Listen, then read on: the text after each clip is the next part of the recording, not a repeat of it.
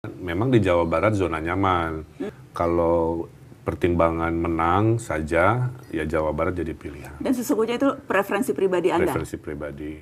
Hanya di Jakarta akhirnya diputuskan karena ada 3 pertimbangan.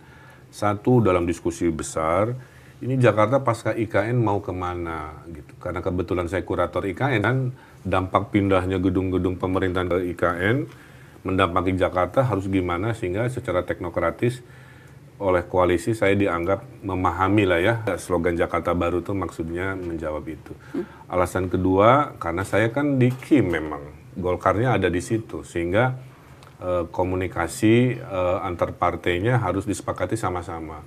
Hasil hitungannya nggak banyak pilihan untuk di Jakarta juga. Akhirnya saya lagi yang terhitung masuk ke dalam hitungan koalisi. Dan yang ketiga adalah permintaan Pak Prabowo sendiri. Pak Prabowo itu punya mimpi tentang Jakarta, ingin menghilangkan kekumuhan, menitipkan, tolong ya disupervisi nanti Giant Seawall ngatasin naiknya air laut, bikin banjir sepulau Jawa ya sampai Surabaya. Dan saya ingin bekerja sama dengan Gubernur Jakarta yang relatif mudah lah ya dalam psikologi Pak Presiden terpilih lah. Itu Mbak. Jadi 3 alasan teknokratis, politis, psikologis Pak Prabowo yang akhirnya diputuskan saya dianggap paling pas mewakili KIM di Pilkada Jakarta. Jadi Anda sempat berbincang langsung dengan Presiden terpilih Pak Prabowo? 4 mata ya. 4 mata. Dan apa yang disampaikan ketika itu? Iya sebenarnya beliau bertanya, Kang Emil mau di mana kan begitu. Saya udah mau jawab, Pak, opsi saya di Jawa Barat karena kan saya Gubernur Jawa Barat incumbent. Tapi baru setengah nafas sudah disampaikan, kamu sebaiknya Jakarta aja.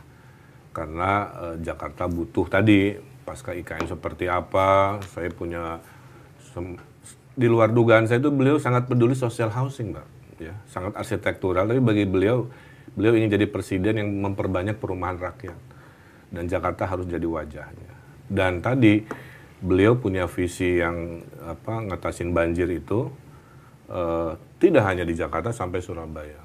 Jadi dibilangnya nanti kalau ini jadi tolong supervisi semua Giant Seawall sampai Surabaya dengan dipimpin oleh Jakarta. Jadi hal-hal yang sifatnya teknokratis sebetulnya? Teknis. 70% alasan Pak Prabowo meminta saya itu diskusinya lebih ke teknis.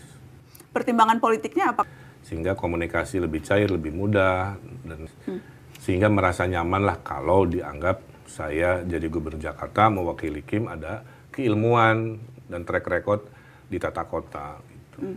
Adakah syarat tertentu yang Anda ajukan Kang Emil ketika kemudian Anda mendapat penugasan itu? Ya ada satu dan itulah yang menjadi takdir. Saya bilang Pak, menurut saya Jakarta harus kondusif Pak. Gitu.